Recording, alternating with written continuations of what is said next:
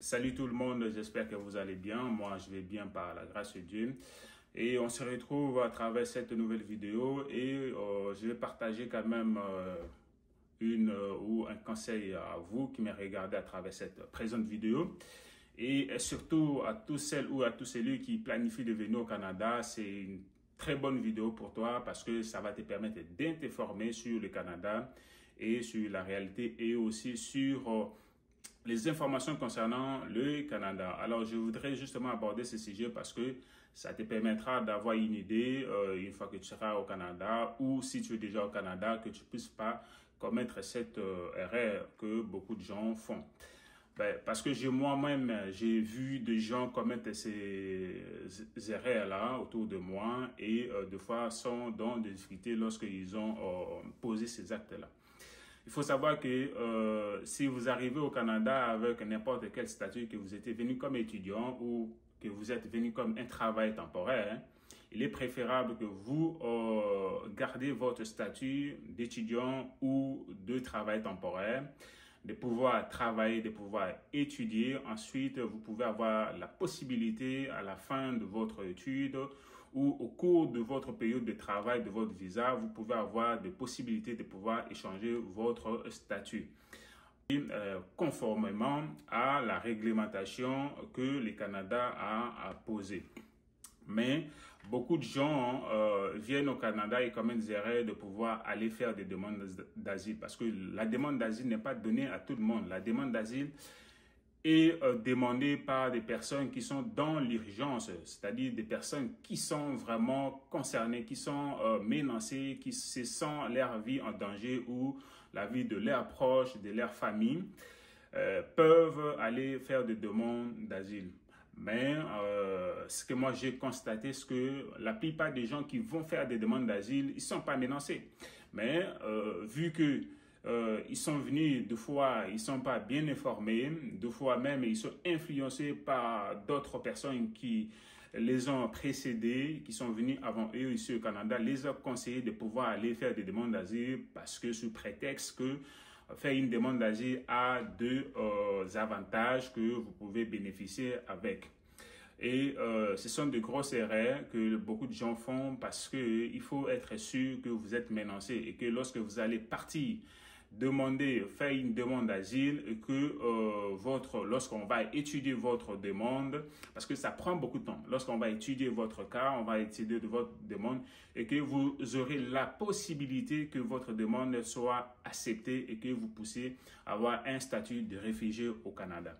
Et beaucoup de gens font des demandes d'asile et à la suite, ils n'ont pas de réponse positive et parce que leur demande n'a pas été acceptée à la construction de leur processus de demande d'asile, c'est-à-dire l'histoire qu'ils fournissent, les raisons à laquelle les ont poussés de pouvoir aller présenter des demandes d'asile n'est pas cohérent et de fois le juge ou des personnes qui sont chargées à étudier leur dossier ne leur donnent pas de réponses favorables.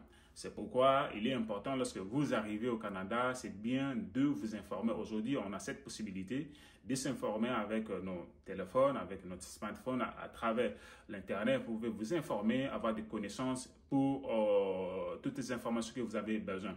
Alors, lorsque vous arrivez, il n'est pas vraiment important à ce que vous partez faire des demandes d'asile parce que vous pourriez ne pas avoir la possibilité que votre demande soit bien traitée et que vous aurez deux réponses favorables. Il y a au moins 1% ou 2% de personnes qui parviennent au moins à avoir des réponses favorables à leurs demandes. Tout simplement parce que peut-être ces gens-là ont été dans le droit ou lorsque les juges ont jugé, ont traité leur demande, ont approuvé avec les éléments qu'ils ont apportés dans leur jugement qui prouvaient qu'ils étaient dans qu'ils avaient le besoin d'être protégés par le Canada. Alors, il ne faut pas aller n'importe comment faire leur demande parce que moi, je ne conseille pas à ce que vous partez faire des demandes d'asile parce que peu de gens parviennent à avoir de réponses favorables. Et ce sont des pertes de temps. Vous pouvez faire cette demande-là. Pendant 5 ans, vous attendez un jugement, vous attendez votre sort et vous ne savez pas si votre réponse sera favorable ou pas. Alors, il est préférable que lorsque vous venez au Canada, cherchez d'autres possibilités. Si vous étiez étudiant, assurez-vous que vous allez avoir la possibilité de suivre votre cours, d'étudier jusqu'à la fin et après votre diplôme, vous pouvez avoir cette possibilité-là de demander une résidence, de pouvoir demander l'autorisation de rester sur le territoire canadien et pouvoir travailler. Si vous êtes travailleur temporaire, c'est pareil. Vous pouvez garder votre statut en travaillant. Si vous accumulez 2 heures que le Canada demande et que vous êtes dans la catégorie des emplois ou dans la catégorie que le Canada a donné comme le travail qui peut bénéficier. Lorsque vous travaillez une période de 2 ans, vous pouvez avoir cette possibilité de présenter votre demande de résidence permanent ici au Canada. Alors, je vous demande de ne pas venir au Canada et de faire de demande d'asile à n'importe comment.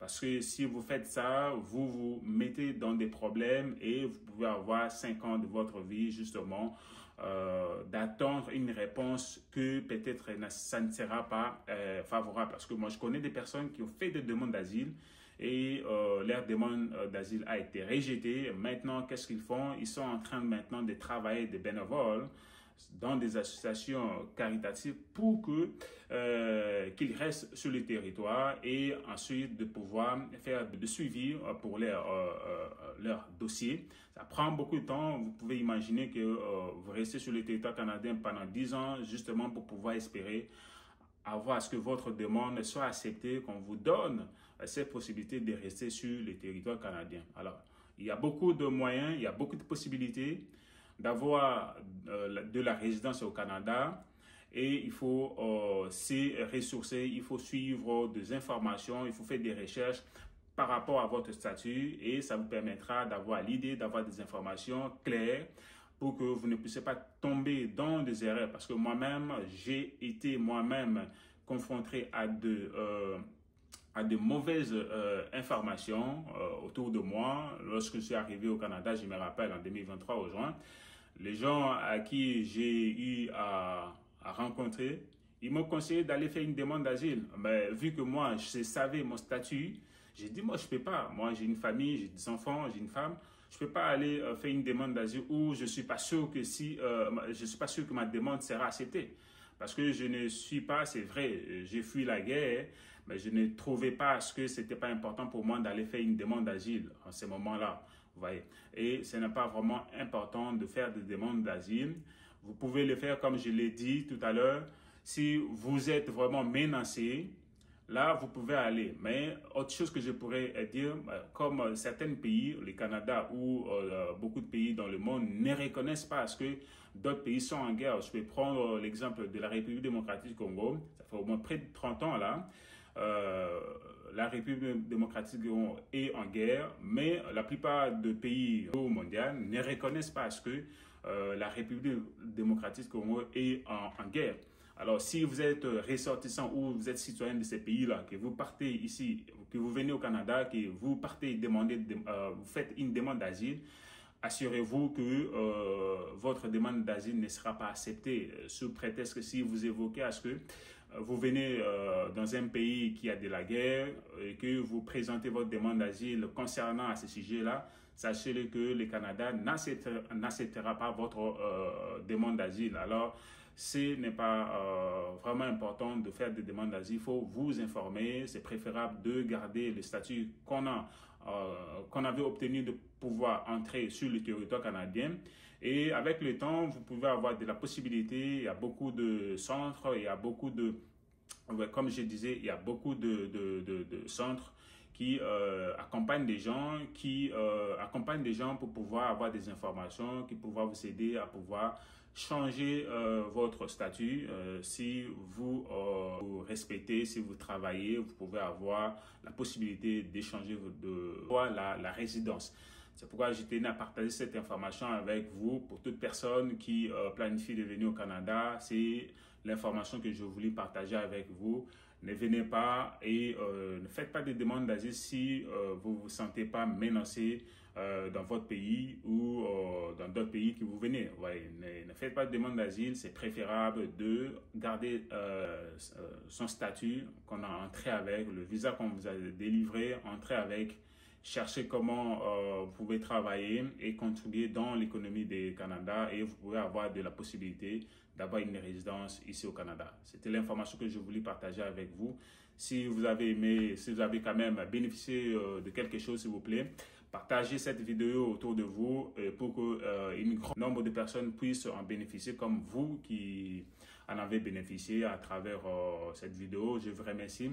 À très bientôt pour une prochaine vidéo. C'était Daniel. À bientôt. Au revoir.